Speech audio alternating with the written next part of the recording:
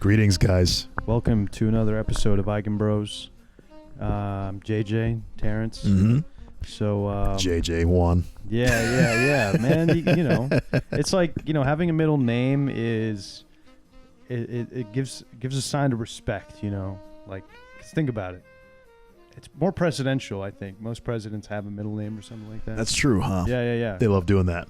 You know, like when Donald Trump signs his name, he signs Donald J. Trump. What's J stand for? Jackass? Yeah. Anyway, for you, non-political. This is today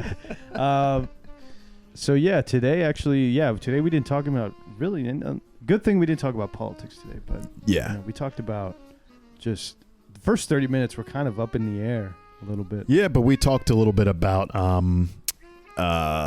some of the things in the news, like the dopamine. Yes. What's it called? The dopamine fasting. Yes. You're basically starving yourself of stimulation. Yeah. Basically, nerds in Silicon Valley figured out hiking and, you know, camping is a thing. So. So yeah, we talked about that. We also talked a bit about futurology. You know, some of the big technologies that are coming up and what we thought was going to be like game changing for the future. Yeah. And yeah, I mean, anything else? I'm worried that one's a repeated one, but I'm not sure. I am worried about it too, but I'm sure it's still interesting. If you haven't listened to this, you know, if you haven't listened to it, this is more like updated. Yeah.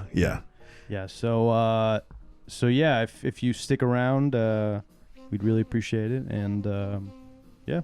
And then just make sure to like, subscribe, comment, share, and check out the Twitter at Eigenbros. Check out the website, eigenbros.com.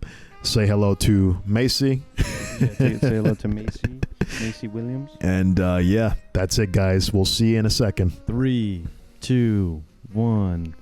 Bam, bam, bam, bam, bam, bam, bam. Every time you do that, you actually get it right on the money.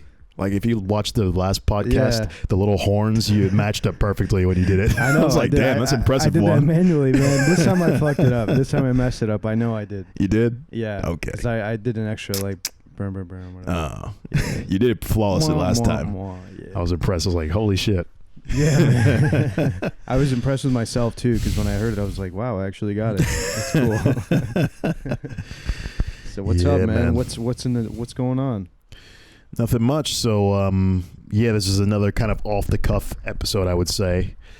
A little bit. I thought there were a couple interesting things in the news. In the new blogospheres of the science journals. Well, yeah, what I normally do in the morning is just check Google News. Yeah. And then I go to the science section and see what's up. And there were a couple interesting things I thought we could talk about. Yeah, I read something interesting too. Yeah. I'm trying to look it up right now. Okay. We need to really get like a Jamie or something here. Yeah. Because I hate like looking at my phone because it looks like it's just like you don't care about the podcast or anything. Give me 1 sec. Yeah, you're right. Like, let me see. Answering business emails and stuff. Exactly. Yeah, man. Nah, it's we do need kind of like a you know, we talked about this last time, but did we? Just like how if there was going to be there was originally going to be 3 people. The show. Yeah. 3 people. Our boy Javon. Shout out to Javon. Doing big things. He was going to be the 3rd person, and I don't even think we talked to Javon about the podcast. No, but these conversations that we had were always. It was all 3 of us. Javon. Yeah. It was always all 3 of us. That's true. So this is why I'm like, yeah. So he'd be a natural extension to it. He would have been a natural 3rd person. I don't know if he was the fact checker. Fact checker. He was. Javon was very much a checking. Yeah. Authority. Yeah. So shout out to Javon. I think he's back at home. I think so. In the South Carolina or something. Well, don't be handing out the man's fucking coordinates, dude, man. How many people named Javon are out there that live in South? Sound off if you're a Javon from South Carolina. Some fucking listener is going to tie it all together. You know, that's what people always do in podcasts and things. They're like, oh, we can say the name or whatever. But this is what I've noticed. If you listen to podcasts enough, yeah, and you're like really a diehard fan, you can string these things together and really figure out where the fuck people are and what they're doing. You can. Yeah. Like all these comedians that I watch, the thing is like, you'll like, just for an example, you know, like there'd be Tom Segura, Bert Kreischer, Bobby Lee, Chris D'Elia, Joe Rogan, Theo Vaughn, all those comedians. The California guys. Yeah, all those California comedians, they all go on each other's podcasts and they say the same stories and different stories and kind of things. Yeah. You can, if you watch all those podcasts like I do, you can start to really tie together their lives and like the times they've been there. I like know their birthdays and things by knowing when the podcast comes out. Like it's crazy. You can really figure out all this stuff, man. Yeah. If I really wanted to, I could probably find their locations. Dang. Because I've seen so many of them. This guy. That's what I'm saying. Like you got to be careful. They're so yeah. But I mean, this is why I go by first name basis. Yeah. But it ain't gonna save us fully. Probably not. Probably not. Yeah. We're one Google. There was really a true hacker out there. Yeah, we're one correct Google search away from being exposed. Right. So yeah, man. Yeah. So if you want to apply to be our Jamie, you will get no money. You'll get no money. This is an unpaid internship to a shell corporation in China. So right, because taxes are weird there. So yeah. But so I guess one of the things I was trying to find it on the Google News, I think it might have changed. But one of the things I found interesting, there was a headline in that section was there was this thing called I gotta remember the name exactly. It was called dopamine fasting. Or stimulation fasting. So it was apparently it was a term coined in, Silicon Valley, all those people are with their technology and they're, so fucking steeped in tech. And it's like a fast for trying to get off all the things that give you dopamine rushes. Of course, the name apparently is like kind of a misleading name because I think some of the scientists who were looking at the term, like psychologists or neuroscientists, were saying that dopamine isn't exactly responsible for pleasure, and a better name for would be a stimulation fast. Okay. And basically what it is saying or what that means is it's a way to fast or wean yourself from social media, even like food, from good foods. Basically that any kind of technology or something like that gives you stimulation or immediate gratification. Yeah. And I thought it was an interesting concept. What are your thoughts on that? Yeah. I think I've heard about this and I kind of agree with it. Like being able to do something like that.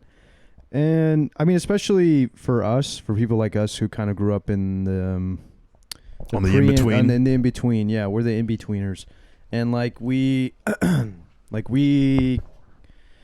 kind of understand what the internet and the digital age and technological stuff has done to us, and like how it's changed us. I mean, I can tell you right now, like I don't think, like I remember when I was, when you're younger, I feel like you have less control over your not inhibitions, but you have less willpower in a sense. Yeah. So like when I was 15, 16, I remember I would spend all day on the internet. Oh yeah. All day. Oh yeah. Playing video games for 16 hours all a day. Exactly. Yeah. There's a lot of that, and that's just because you stimulate. You're stimulated all. You want to be stimulated all the time, and I mean now that I'm older, I'm a little bit. I do have a higher threshold. Probably a higher threshold for no, I probably have less of a threshold compared to people that are born nowadays. They probably have a higher threshold for stimulation. A higher threshold for stimulation? Yeah, like compared to me. Like it takes them more to get stimulated. Yeah. Okay. Like it's supposed to me. This is why people say like the ADHD people like that are the younger people like have ADHD or problems like that with focusing and stuff because you constantly need some sort of stimulation. You're born and raised in an environment where you just need constant stimuli. I mean, right. But for us, it's a lot more. I feel like I like to strike a balance in some way, and I recognize whenever I'm too stuck to my phone or I'm partaking in one activity too much, like playing video games or watching TV or something. Right. But I think that's because, we're the in between, man. It's right. So then, do you think this is like something that is going to kind of be a thing in the future? Because I really just to comment, I really liked the name of it, the dopamine. Fasting. Dopamine fasting. Yeah. Of course, that's not accurate, so I'll modify the name like the neuroscientist recommended and call it, a stimulation fast. And I really think that's a really nice way of putting it because, it immediately draws a parallel of, fasting for a meal. Yeah. And then you could say, oh, I'm going to be on a stimulation fast. Of course, you can say like a tech stimulation fast or something like that. And I really like that name because it opens up kind of a thing to make it like something that's recognized that people do. Yeah. Do you think that is something that will catch on in the future more? Yeah, I think I've mentioned this a couple times, but like digital hygiene is going to be a thing because I feel like older generations are going to have the advantage in terms of being able to cope with not having something like that, like a phone, and having technology on you all the time. It's going to be interesting, man. I mean, 10 years down the line, I mean, we're just seeing these Gen Z kids come up that are 18 that were born on 9/11, right. Well, born in 2001, right. Which is, I mean, 3 years later, and the internet was like ubiquitous across like American households. So, yeah, man. But then there's one thing I was thinking is maybe since we are the in-betweener generation, we have lived in a time where we still kind of remember what it was like to not be so plugged in all the time. Yeah, yeah. Is that just a product of being, an old motherfucker? And then the kids these days are just not going to even think of that as a thing because they don't see an issue. Yeah. It very well could be. It very well could be that maybe there's going to be like a plateau, because for me it was like that. I was like, oh, okay, I'm on the internet too much. I'm on blah, blah, blah. This is unhealthy. Like I recognize that. But maybe they will too. Maybe they'll be like, this doesn't feel right. I should probably go outside and get But my thing is that we're projecting our own feelings because we have a longing for that past. And maybe the kids don't even have a problem with it because, the thing is, if you think about and then they call what us they do and shit. They're just like their whole lives are on the internet though. Like they do their schoolwork on the internet. Yeah. They do their entertainment on the internet. Maybe it's just not a problem and they're just going to be, that is their world now. Yeah. I was thinking about this the other day. I was looking at like some Instagram stuff. What was it? Oh, I was looking at, somebody said that the Instagram removed the activity tabs, and then they have already. They have already, and they're also getting rid of likes. Yeah, I heard about that. Because of this stimulation thing, I guess. They're starting to realize. Well, what I was thinking it was actually more for making people less homogenous, because likes promote like this very basic surface level content. And I thought they were trying to do that to make it so that people are more creative. Yeah, I thought it was like maybe it had a mental health twist to it that I read into it, but I don't know. There seemed to be like a mental health thing to I see. But I don't know, maybe. Like people are craving likes so much that they need the likes. Yeah. I mean, there's a sort of homogeneity. Like you'll know what I mean about, like if you go to certain types of people's pages, like they have a homogeneous kind of like filters, the sepia style, tone, bikini pictures, stuff like that. The classic legs in the beach. Yeah. And like, like it's it kind of like made me think, like, wow, this generation with some people, like they literally just go. I can imagine like if I'm 19 or 18 or 19, I tell my friends, get in the car. We're going to go take pictures at some cute little spot. You know what I'm saying? And we go dress up, and then we go take photos. Put your sundress on, just to look cute and shit, man. And I guarantee you that's what's happening. Like, but that's not to say that I didn't do that when I was 16. Right. I would go hang out at the movies, and then my friend would take the Polaroid, digital camera, whatever, you know. So I was always envious of that. Like I didn't have the friend that would take pictures really. Oh man, so you don't have. Well, I do, but not like a lot. Like we were always about just partying, you know. Let's just hang out, guys. Yeah, hang out, which I loved. I mean, but of course, you always are like, oh, I wish we had some pictures. But then again, it's memories, so that still's fine. Yeah. Nah, but then you need those pictures, man. To be like, either way, I like. Yeah, yeah, but yeah, that's kind of maybe they're just gonna look at us and say, okay, boomer, like, right, you're just talking out your ass because you're old. By the way, what do you think of that? The okay, boomer thing. Yeah, it's kind of blown up recently. I get it. Yeah, I get it. I love it. I get it because, damn, that's kind of an insult to millennials. Like, really, it's a big insult to millennials that really care to not be like boomers. You know, that's an insult to millennials. Oh, to call them a boomer. Yeah. Oh yeah. It's 100%. It kind of. It does kind of like get to me. But apparently boomers are getting their feelings hurt because they're like, it's an ageism term. Whatever. I just watched the H3 podcast today with Ethan Klein and Ela Klein. And they were talking about the term and how it's the N-word of ageism. Yeah. So stupid. They deserve it, man, because think about it. They're shitting on us because millennials, we're changing the landscape of the economy in a way. Like, millennials are killing the doorbell business because of texting. Millennials are killing taxi jobs or something because of Uber and stuff. The funny one I saw was millennials are killing Applebee's. Yeah, that's what I mean. Like, I was like, finally. Yeah, I mean, we're killing all the boomer stuff is going away. Cable TV. Yeah, we're getting rid of all the dumb defunct boomer stuff.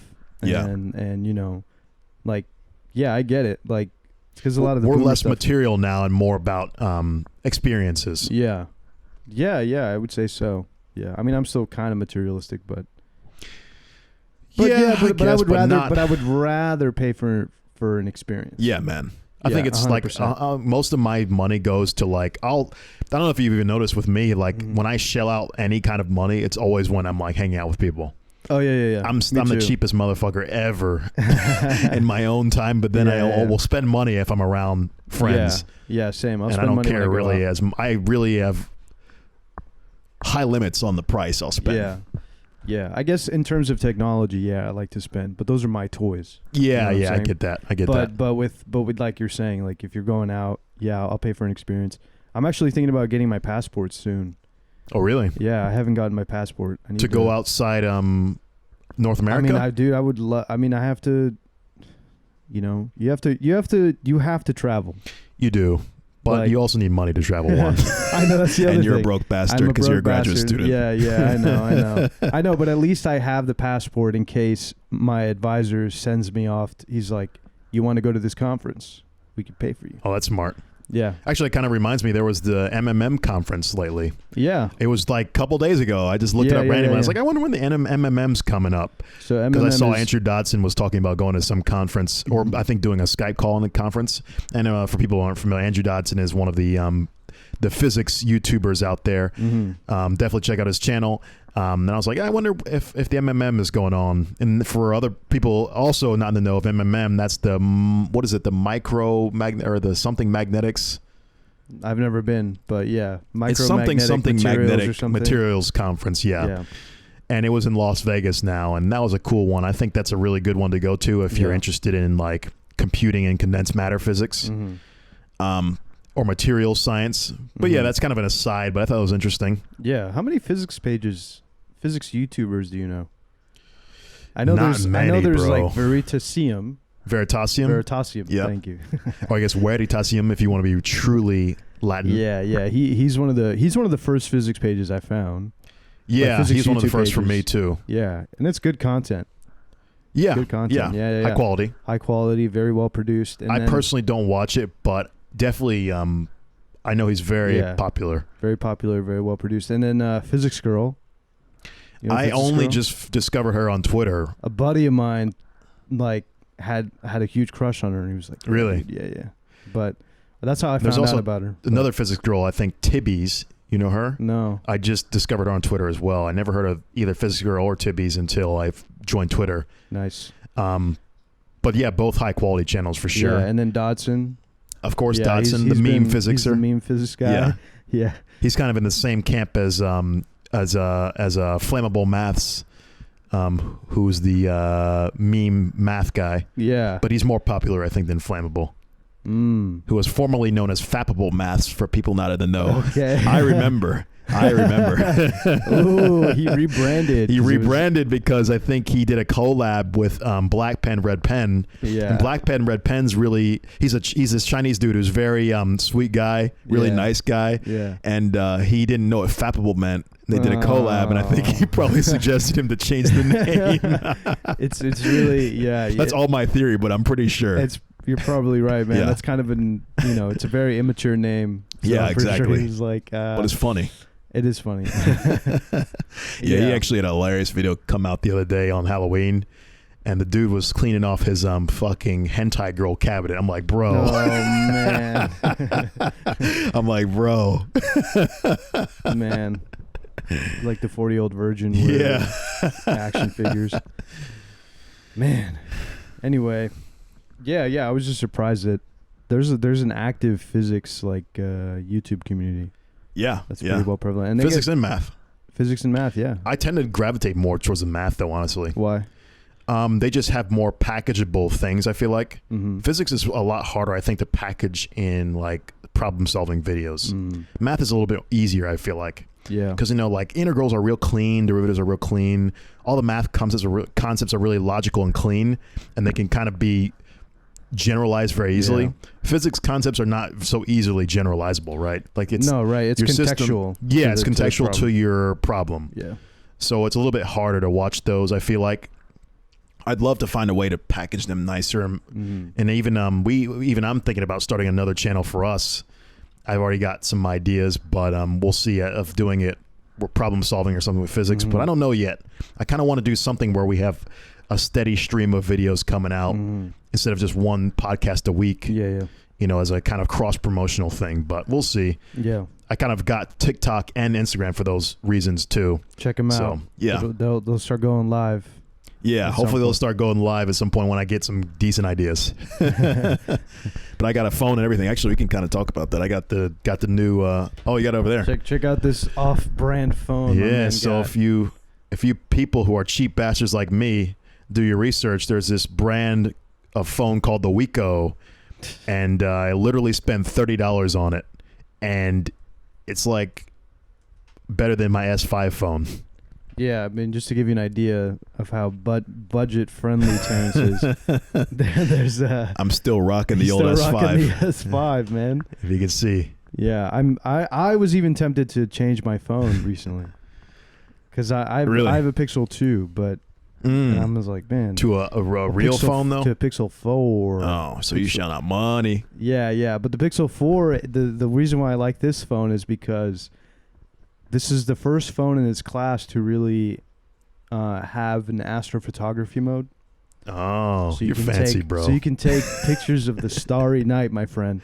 Like, you're not even an astronomer, Juan. I'm not, but dude, I mean, come on, man. I love the cosmos. You can't resist. You can't resist. Yeah.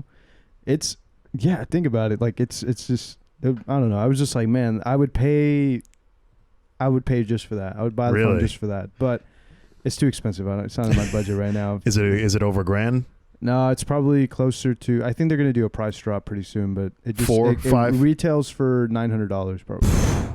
God dang, man! See, I cannot justify that cost. It's not worth it. When I can buy a Wiko ride for $30. Yeah. Hey man, but you can't take photos of the stars with this. I'll tell you that. I guess not. Yeah. I feel like we're peaking a little, Juan. Is my mic peaking? No, you're good. Okay. Yeah. Check. Jackie Chan. Okay. Yeah. All right, good. So I adjust volumes later, but yeah. Yeah. But actually, Juan, I was wondering that you just brought that up. What's one of your favorite math or science apps on your phone? Do you have one in particular? Wolfram? Oh, the classic Wolfram. Yeah, classic Wolfram. I got shut out of Wolfram lately. I mean, I paid for the license. Like it was back in the day. He had, like, I don't know, whoever developed the app was like, pay $2.99 for the pro features or whatever. Mm-hmm. Paid for it. Now I have a lifetime kind of pro access to whatever. Nice. So See, I downloaded Wolfram on my phone for free a long time ago. It was like a special deal where they said you can download Wolfram for free. And now it's like locked me out, little fuckers. I don't know what it's doing, but it won't let me do it anymore. Makes sense, man. They want to get some money. Wolfram is... I guess so. I'm like, Wolfram, I thought you were supposed to be a science dude, man. Nah, man. Free. He's a businessman now. He is. He doesn't care. Well, respect to his software. It's legit, so can't complain there. Yeah, can't complain. He made it easy for us to do calculations. Right. Quick, fast calculations. But yeah, man. So what's in the news? What you said you had some. What else is in the news? You said you had some, but I don't know. There were a lot of interesting titles, but I was not that prepared today, so I kind of just browsed through them. Well, I stumbled upon something. What'd you stumble upon? But let me see if I can pull it up. Okay. So we'll just have some little music here. Okay. We could always talk about technology of social media and all that, though. Kind of interesting. Come on, man. Well, what's cue some? I can't find it. But there is, speculation. This is speculative now. Okay. I read something like, no, actually, I can't talk about it. Should I get my tinfoil hat? Nah, let's not speculate on it because it's a very interesting topic. I'm interested, Juan. It ties into what we were talking about last week about the quantum stuff. There were some researchers that are trying to... Oh, the quantum internet? The quantum internet. Okay, that's one of the headlines I read today was something about quantum internet. Oh shit, man! This guy. I couldn't understand what the fuck it was talking about though, because it was like kind of a general article for a layman, and I didn't get to research into it. Isn't the internet already quantum? Because don't you? We send fiber optic. With light. Yeah. Yeah, but it doesn't really rebranding stuff of like. I don't think it really takes in quantum effects though. Like to say it's quantum, you need to be utilizing like either superposition, entanglement, or one of those quantum phenomena, right? Yes. With fiber optic, it's just you're just putting a bunch of light rays into using a tube, wave, and you don't really have quantum stuff. Yeah. So I wouldn't consider that quantum. Okay, you heard it here first. But yeah, I think they're talking about quantum internet in the sense that it's like maybe something that could be perfectly, what is it called? Perfectly encrypted because once you measure the state. So let's say there's some information traveling through the internet tubes. If you have somebody who's trying to be a malicious third party that hooks into that system, once they interact with that information, the information changes. Yeah, the state is lost. So I think that's what they're talking about, quantum internet. I could be wrong, though. I didn't get to fully explore the article. I couldn't really understand it. That is kind of perfect encryption, right? Yeah, because it's literally like... when you've been hacked. Yeah, exactly. It's like it's a surefire way to know if your information has been tampered with. Yeah. But that's what I've heard of before, and I think the article was referencing that a little bit. But I'd have to actually read the research paper to understand what it was saying because it was kind of a poor. I couldn't understand the article. So. Well, I was just reading something about how researchers were trying to, it's always framed in this sort of colloquial sort of language of like Schrodinger's cat in the box. So they're like, scientists are now trying to peer into Schrodinger's box, basically, to not kill the cat, basically to see the cat dead and alive. They were just basically saying that there's a group. I didn't finish the article because I was walking and reading it, and then somebody came up to me, and then I put it in my pocket, and then it disappeared. It sounds kind of like the experiment that came out a while ago where they took photos of entanglement for the first time. Yes. Is that what it was? Maybe, probably. They were probably referring to something like this, but it's because, they're trying to peer into Schrodinger's box or whatever to see the state see the state in superposition and not destroy it. Okay, well, this one's a little bit different because the experiment I'm talking about, they sent like 2 photons down 2 different pathways. Yeah. And then one of the photons underwent 4 phase transitions, and they took an image or a snapshot or something after each phase transition of both photons. So one of them goes uninterrupted, the other one goes through the 4 phase transitions, and then they each get a snapshot. And I think it showed that each of the snapshots were correlated in the sense that they were they were entangled states. Yeah. And you could visually see that when one collapses into an up state, the other one collapses into a down state. It was photons though, so it had probably to do with polarizations. I can't remember. But yeah, it was like the first time they showed entanglement in action. Mm-hmm. It's kind of like a not really entanglement, but because I mean, once the photo was taken, the state was collapsed. But it shows that they were entangled. Yeah, with that experiment. Man. So it might be different. I'm not sure. I don't know how you would take. I don't know how you would take a picture of superposition because it's literally like you can't ever see a state in superposition. Yeah, I mean, well, if you I don't know what that would mean. Yeah, because then you take the argument here is that when you interact with the system, to even observe the system in any way, like to see, if you see the system, that means you've already interacted with it. Meaning photons already interacted with that and bounced off, collapsed. and now your state has probably collapsed into something. So if you take a picture of it, the idea is that you take a picture of the after effect. This is going to be after the photons interact because your detector. Yeah, but then it's a collapsed state. Then you're taking a picture of the collapse state, not the superposition, right? Right. Yeah. But I guess I could kind of see a thing where it's like, it's not really you're taking a picture of superposition, but it's just like if you took pictures of the electron energy shells, right? Mm-hmm. You know how we do in chemistry where it'll be like, oh, the S state is a sphere and then the P state is a dumbbell. Yeah. But you just take so many snapshots in time and you put all the images overlaid on each other and you can see, oh, it's a bell shape. That's the superposition state of the electron. Yeah. But you're not actually, getting it in its superposition. You're just showing all of the possible states that it can be in that probability cloud. Essentially, that blew my mind when I saw that in chemistry.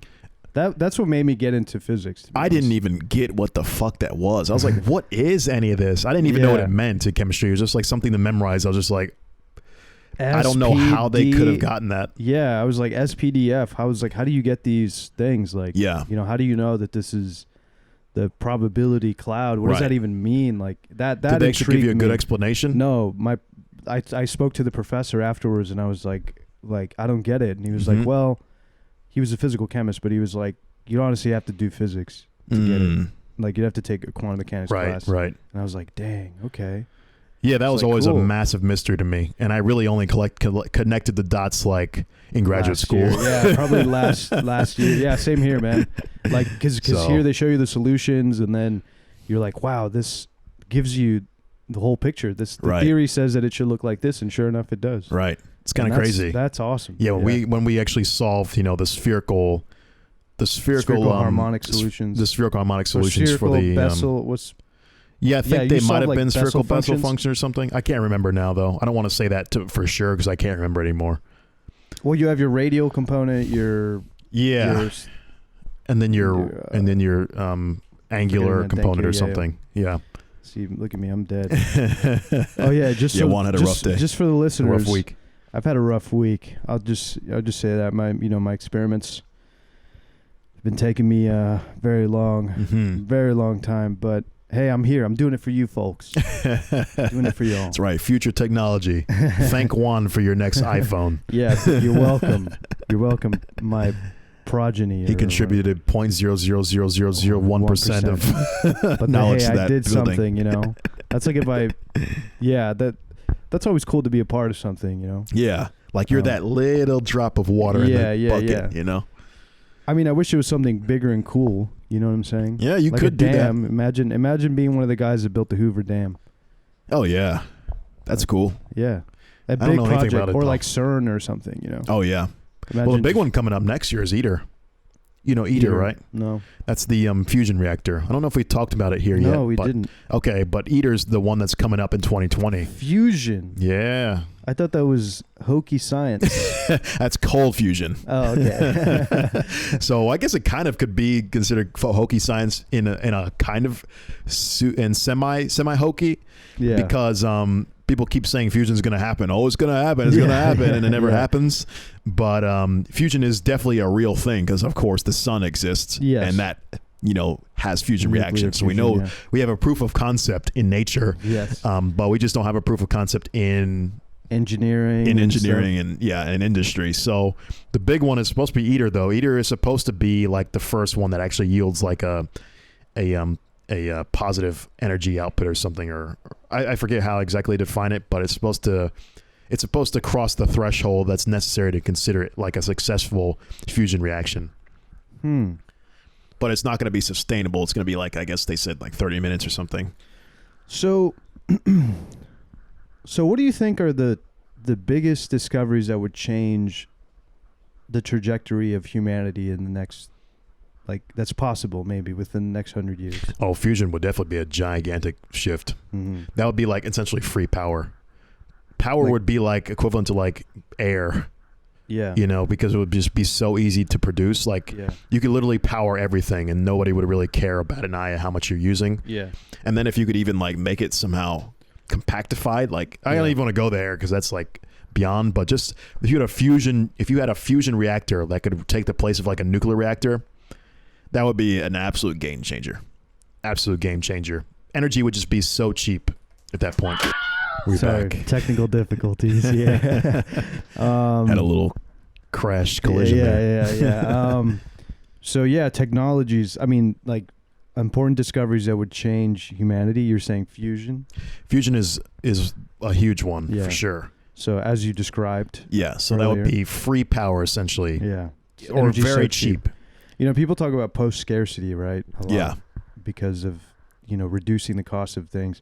But right. I don't know if it's kind of hard because like economists were saying that, in the future, back in like the 30s, they were saying, in the future, we're going to have 4-day work weeks and stuff because our GDP and stuff like that, like we really should have it now. We should, yeah, but cause the argument was that everything would be so cheap. Yeah.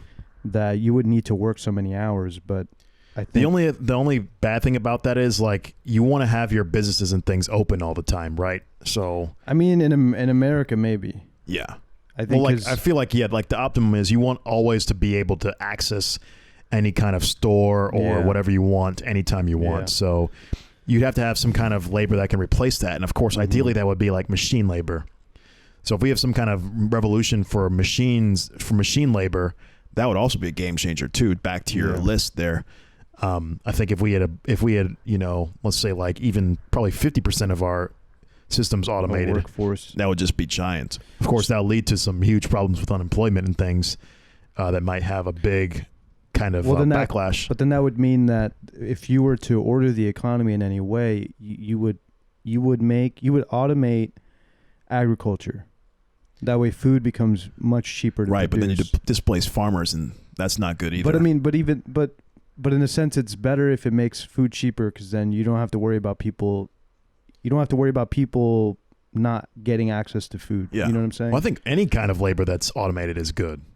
It's just that you're going to get a backlash from the people you're displacing. Yeah. Right? Yeah. That's the problem.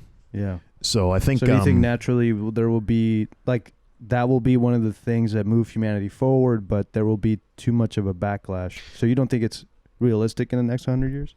I think it's realistic. I just don't know how it's going to be done. Because I think it's smart to try to ease it. If you're going to do a process like that, a big change where you're going to replace a lot of people in some industry, I think it's better to phase it out slowly, right? Yeah. Like how they do the grocery stores with self-checkout. You kind of get rid of cashiers, but you kind of keep two, around or a few around. Yeah. But eventually you want to kind of phase it all away. I think, ideally every grocery store should be self-checkout completely at some point. And then you can do, some model like that where you're phasing people out slowly. It's just kind of a shock to the system when you phase out a large group of people all at once. Yeah. That's the problem. So it has to be handled properly. But I think it's definitely going to be something that benefits us in the long run for sure. Yeah. It's just that you don't want to start a revolution. Yeah. Well, the system doesn't need a shock, I guess. Yeah. Or it doesn't want a shock. Yeah. You want to minimize that kind of thing. Yeah. You don't want a French Revolution Part 2 in America. I mean, economies don't like to be shocked. So right. Yeah. Makes sense. Like, the fusion thing, I agree. The automation, I also agree. It would be a big change. I mean, you got one? We talk about this all the time, but achieving room temperature superconductivity is. Oh yeah, that's along the same veins as like the fusion stuff, because those would couple nicely together. Because if you have room temperature superconductors, now you have a source of power that you can do. Cost you very little. It would be more efficient. It's more efficient than now, because nowadays, right, when we transmit power from the power station to your home, the signal to loss, like ratio is huge or something, because you have to transmit so much power over long distances. Right, and you also need to amplify it and all this kind of thing. Yeah. So then if you have fusion coupled with, room temperature superconductors, now you've just even more improved energy to the point where, now you're paying, you were paying cents for energy, now you're paying like, you're pulling like tenths of a cent, so it's like you're just increasing it further, and then even more, you probably would even have more powerful devices too. Yes. Because like even like handheld devices and things, if the superconductor could be, minimized in its size, so that would be a massive game changer too. I don't even know the implications of that one, because those could be so interesting. What, the room temperature? Yeah. Well, it's not as obvious to me because I also haven't studied or thought about it, I don't think, enough. But well, they would also change computing in some way, I think. Okay. I'm sure it would. I think that I'm sure it'll affect a lot. It'll affect travel, because think about, like, you can now build sort of high speed trains you can operate this machinery at very low costs. Yeah. Because now, you don't need all this power to have this system, like, or this thing, this train or whatever move super fast, and you don't have to spend all this money. So right, you could get rid of like amplifiers and things like that. Component would be gone for electronic signal transfer. Yeah, bullet trains would probably be more common. Okay. Yeah, probably. There's a lot of things that can be done with that. There's a lot of things. It'd be amazing. That would. I wonder if you can also do things like quantum locking still, with room temperature superconductors. I don't know, but I don't know if you're familiar with that one, the quantum locking. You've probably seen videos of it where people will cool down this super cool magnet. Oh yes, and they'll put it on like a magnetic rail. Yeah, just like you're talking about with the maglev, and then they'll like push it, and they can go upside down, sideways, wherever you lock it in space. Yeah. And I wonder if that same effect would occur, because the reason it locks in space is because when it's cooled down, it turns into a superconductor. Yeah. And I don't really know enough about quantum locking or that kind of physics, because I never took superconducting, but so I only know at the base level, from electrodynamics. But I wonder if that still would occur with the same effect. So instead of having to cool it down, you just have the superconductor that's room temperature. Now it's locked onto that magnetic rail. Yeah. And literally that's like. That's what I've envisioned. That's what you're talking about with the maglev, That's what I envision. Yeah. I don't know if it works the same way though, but I imagine so, probably. Probably not. They probably still have to put some current in it. Maybe. No, because the current would kill the state. But then you need a way to power it. Yeah. But I'm saying, like, I wonder if you could still quantum lock that superconductor onto a magnetic rail. Probably, because I think all you need is the rail to be magnetized, and then the superconductor just to be there. Right. That's what I think too. Yeah. So I think that'd be a game changer as well. Yeah. So yeah, that would be huge. I mean, it would change transportation. It would change. Yeah. I mean, there's and then obviously quantum information, or studying, quantum computing stuff. That will branch out into quantum information. It'll change the landscape. I think quantum computers would change the landscape even politically. And I'll tell you why. Okay. Because with the advent of quantum encryption, then you have a more secure way of being able to vote. The argument now is that you can't vote on issues through your phone or out of your own convenience. I think that's still kind of bullshit. What do you mean? That you can't vote on your phone because, I mean, like... Because you can get hacked. But that's the argument. You can get hacked and, whatever, like... democracy is at stake. To me. Okay, well, explain why. What do you think that's bullshit? I just feel like there's way, if they really wanted to be clever enough, there would be a way to do it. Some kind of secure way. Maybe you can use blockchain or something like that to do it. Implement some kind of blockchain technology into making secure voting. I'm just not buying it because we have secure banking information, right? Like, why can't there be secure voting then? I don't understand. It seems like a cop-out answer to me, just to make it so they don't want to have to to change large scale systems. Democratize. Yeah, and they want to have ways to still kind of play around with things. I see. Yeah. Yeah, I just feel like a good argument. I just feel like it's not convincing to me. Okay. I see your point, but I'm saying they would have no excuse. Yeah, okay. At this point. Yeah. Like but I guess somebody still has to design the infrastructure to do it. Yeah. So you'd have to have someone come up with a way to do it, a proof of concept, if you will, and kind of write down the theory of how to do that. Mm-hmm. But that's what I'm saying. I think that would change the landscape politically. Yeah. And it has huge implications for like what kind of political system we'd want. Because then I think people are going to start questioning if we want to keep like a democratic republic or what are we going to do? Because this is like direct democracy in a way. I see. You know, it's like it's kind of like how the market kind of operates. It's like because people vote with dollars or whatever. Right. It's like more direct and, you know. That'd be really interesting. The people in power would fight the hell out of that, though. You know, and they're the ones who make the laws. So if literally the people who are in charge of everything would be so against that, I think that'd be a very tough thing to try to implement. Yeah, but I think it would. But that's what I'm saying. It would be one thing that is going to change. That we probably don't really have a good grasp of how it could affect us, our society. But it's going to be huge. That's one of the biggest things, I think. Interesting. Yeah. That's a ways away, though, of course, because quantum computers are a little bit maybe 100 more. years. But that's what I'm saying. Like hopefully less than that. I can see it now that they've come out with the quantum supremacy proof of concept. Yeah. Maybe it's less than 100 years. Yeah. I mean, I have 50 more years on this planet.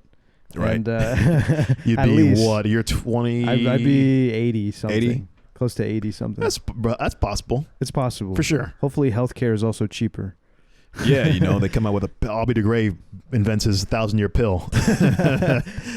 Do you think that's even feasible? Like, because humanity's trying to approach immortality in a bunch of different ways, right?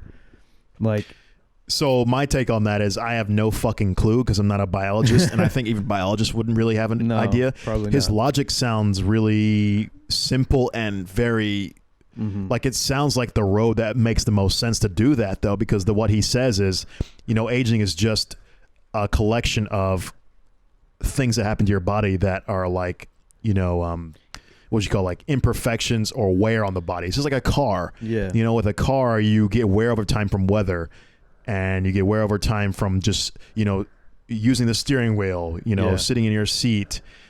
Just over time, you're going to get damage and wear. And if you can clean that up, then it's like having a new thing. So it's like essentially you're just making a new car, or you're fixing your car bit by bit. So in my rudimentary knowledge in biology, the way aging works is this was a huge topic when I was studying biology. Like during undergraduate, it's oxidative stress. Okay. And how that affects aging, and like one pathway to that is, well, just for the record, the reason why we age is because our DNA goes through replication cycles all the time, because your cells are constantly trying to basically mitigate damage from the environment. So like pollution causes DNA damage, meaning because you breathe in toxic materials like metals and whatever shit is in the air, right? And that obviously hurts your cells, and then your cells try to get repaired, and so to get repaired, they copy DNA. And so whenever you copy DNA so many times, you can think about it as the DNA is like it's being replicated, but it's not perfect. Right. It sometimes copies it There's wrong. A mutation or something that occurs. Yeah.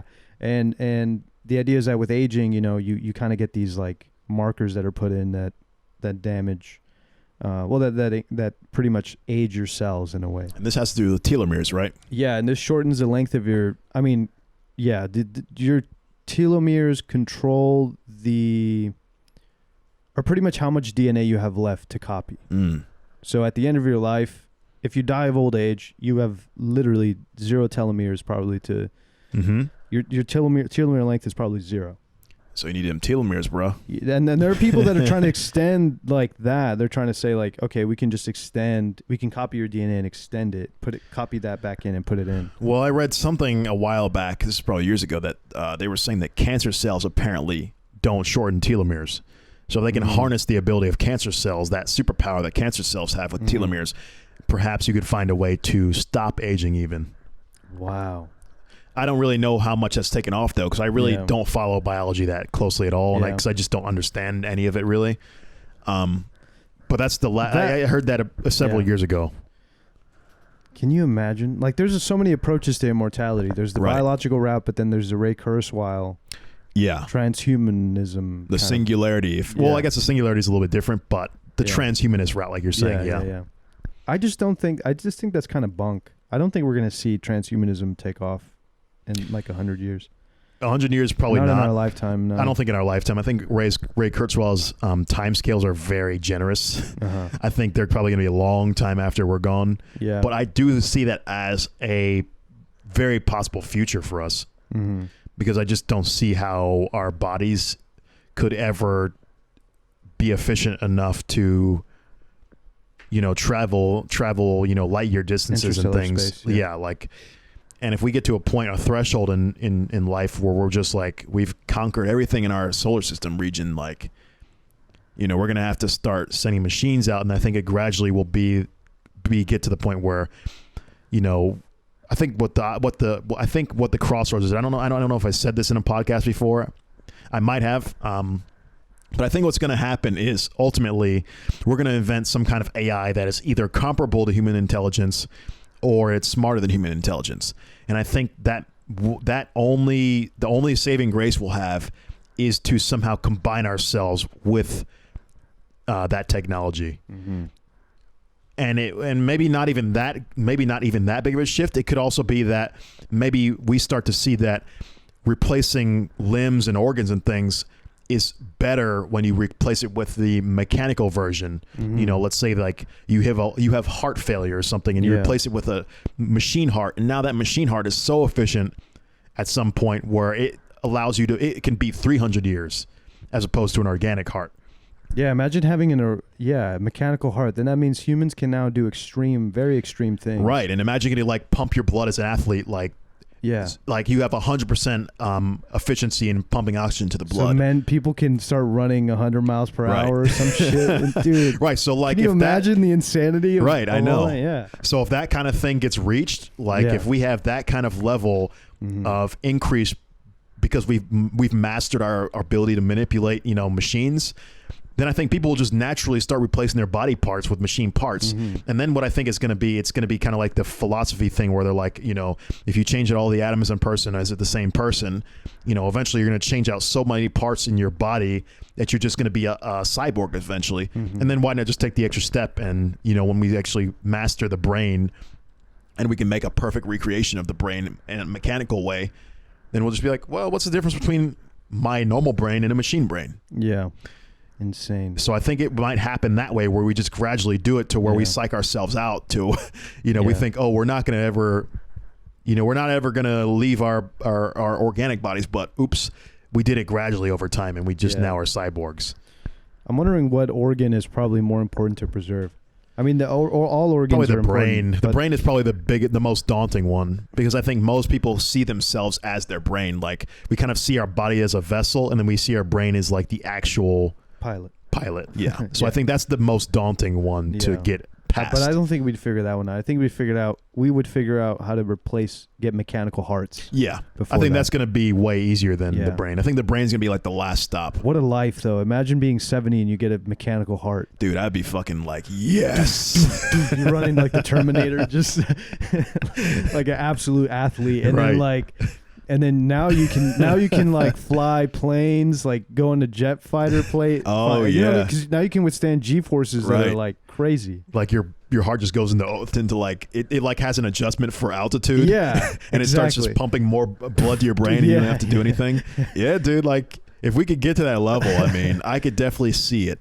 Oh yeah, that would be amazing. And then and then you can kind of imagine being able to control your state of like, say you want to go to sleep, then you just say, let's go into low BPM, and rest. Right. So now you get to control whenever you can sleep. Control your heart rate and everything. And you can manually set deep sleep if you want, I imagine.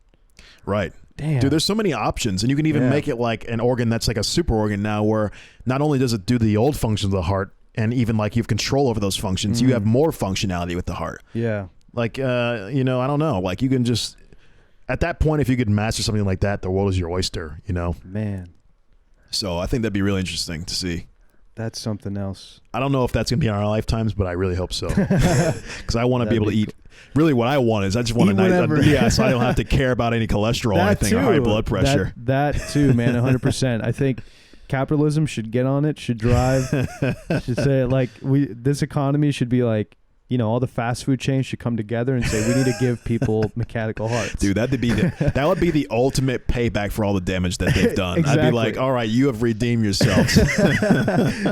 This is reparations for Americans that are 300 pounds and everybody who's died from obesity. That would be the ultimate.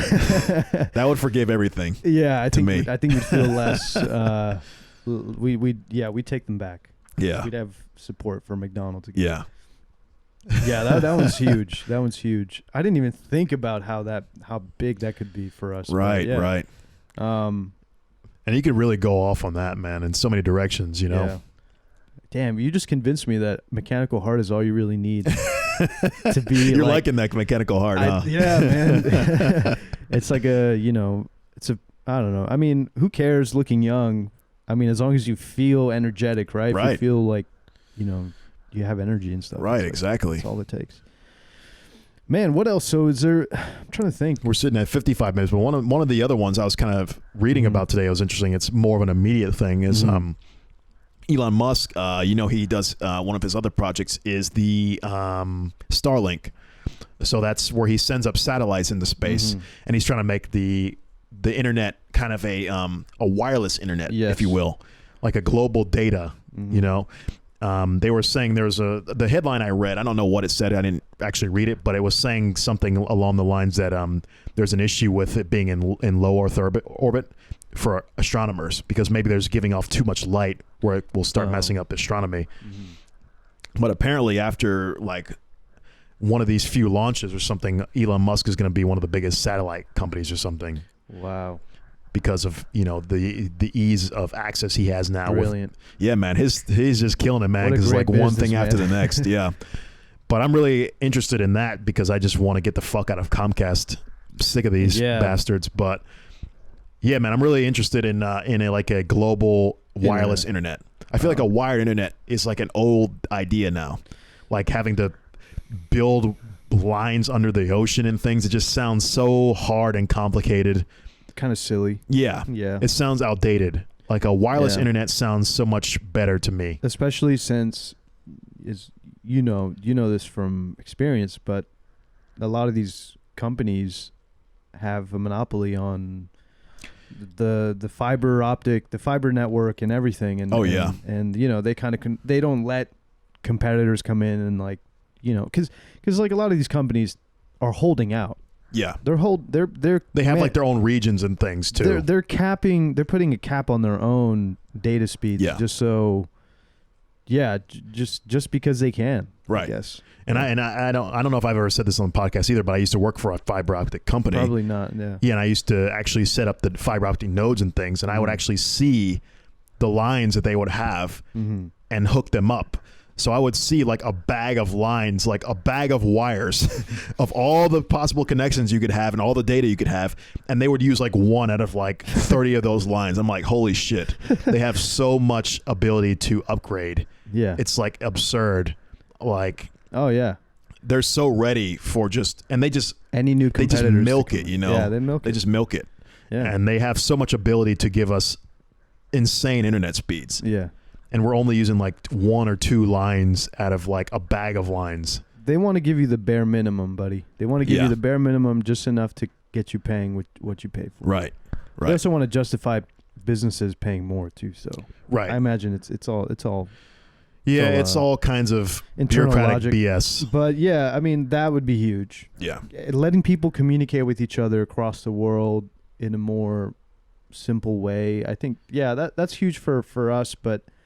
I think his other project is going to be more impactful. Which one? The one where he wants to integrate senses. Neuralink. Yeah. That one's probably the biggest one. I'm not sure if anything's going to come of it. because I can see us doing research for another 20 years before we get any kind of prototype. Exactly. That makes sense. Yeah, I kind of don't have as much of an opinion on that one, just because, like you're saying, that's kind of almost in sci-fi territory. Yeah. Because again, it's one of these brain interfaces, and the brain is just such a mysterious object to us still. Like, I just don't know exactly what that will entail. Yeah. The technology behind the Neuralink is very impressive and interesting, though. They've got, like, for those of not in the know, Neuralink is this, I think we talked about it maybe in one of the podcasts, but Neuralink is some external device that can hook up into the head, and it can send signals directly from your brain to, like, a device of some type, like a smartphone or something, ideally. But they've developed this technology where they can actually insert these micron-sized hairs into the brain without damaging neurons or something, or minimal damage to neurons. And you can just do like a whole array of these things that can allow for the ability to transmit a lot of data, apparently. But how that works or what that really means, I just don't know anything about that. I mean, that's a whole other area that I just don't know anything about. So, dang. Yeah, man. Speaking of brain news, I just want to leave off with one thing. Yeah, sure. Scientists just discovered that when you go to sleep, your brain actually takes spinal fluid and washes your brain in spinal fluid through like certain cycles while you're sleeping. Interesting. It's giving it a cleanse. It's so every night you go to sleep, your brain is being washed by spinal fluid, apparently, and it helps. Apparently, it's to like remove any kind of like crap that's built because if you stay up long enough, there's studies about this, but if you've stayed up long enough, you know very well that you start turning delirious. Yeah. And you start hearing things, hallucinating even if you stay up long enough. You can do permanent brain damage if you stay up too long. Right. I think 3 days is like you need to go see a doctor if you can't go to sleep. It's crazy. The longest I've stayed up is probably 2 days. And you mean like just 2 consecutive days? Probably a day and a half. Okay. I would That's say the same like, for me, I think. Yeah, but by then I was hallucinating. I had auditory hallucinations. I was seeing things. Yeah. And I was like, I really need to go to sleep. Right. I kept hearing like my name being called. Yes. I'm like, what the fuck? Yes. And you the same? No, yeah. But interesting.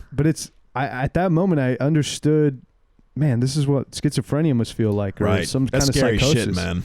It is, because you're teetering on, you're teetering, you're playing with fire almost. Like you're just like, man, I could really do damage, but this is interesting. For the science. Yeah, man. Anyway, you build up on your dendrites, or it's because your neurons are broken up, I think, into axons or dendrites or something, and you build up basically proteins. So these proteins that build up over the day, over the course of like a day or two, from just like signals firing back and forth, you get because it all works from a proton like pump or some kind of channel that you know what I mean, to get an electrical pulse. Like your brain is built on, or your body is built on, like building sort of potential gradients to get this shit to work. And so proteins, let's just say proteins get built up in the process, and your brain has to wash these tau proteins. They call them tau proteins. Proteins off, and so those do damage. And they actually find people with Alzheimer's, they have a higher rate of these tau proteins building up in their brains. Interesting. And somebody was saying that, I don't know, this is speculative, but Einstein, his brain showed a very low concentration of like tau protein buildup or something like that. Interesting. So we got lots of sleep. Get your goddamn sleep. Get your sleep, ladies and gentlemen. Lesson of the day. But yeah, if you want to be like Einstein, get your sleep. Get your sleep. You ain't a hero for staying up. Yeah, don't stay up. Get your sleep. You are not a hero for staying up. Get your sleep. But yeah, I thought that was cool. Yeah, like we're still figuring out the brain. We're still trying to like figure out. We're just discovering that it's doing this. while we're sleeping. It's very interesting, man. I'd love to see like a full analysis of what the brain is actually doing while we sleep one day. Insane. But yeah, man, I think that's about a wrap here. We're sitting at an hour and 3, so let's leave the audience with a question. So, you got a question? I was thinking something related to maybe the technology. Yeah. What do you think? I was going to ask, how they like to sleep. On their side, on their back. No, I'm kidding. Most boring question ever. What's your sleep number? Tell us in the comments. What is that, like counting sheep? Sleep number is those beds. They have sleep number beds. Oh, like the firmness? The firmness in your scale. Next. I'm kidding. It's a joke. But anyway, what's I was thinking maybe. So I'm thinking maybe. What technologies are you guys looking forward to the most? Yeah. Did we ask that question before? No, I hope no. not. Okay. No. Yeah. What technologies have we missed? What are you guys looking forward to in the future?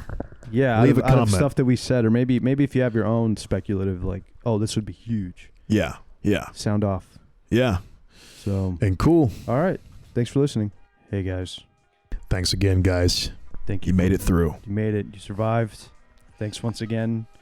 Make sure to sound off in the comments about, the question we asked. I forget now. It was what technology do they like the most or something? Yeah. So do that. Follow us on all the social stuff. Twitter at Eigenbros. My man Terence here is going to be on TikTok. He's going to be on Instagram pretty soon. Getting hip with the kiddies here. Yeah. He's going to stimulate their senses, 5 instead of chew 5 energy gum, it's whatever the hell. You know what I'm talking about? No. Okay, all right, forget it. I'm out of the loop. I'm trying to make a joke and it's bad. All right, so thank you so much for listening. Thank you, guys. And we'll see you guys next week. All right, bye.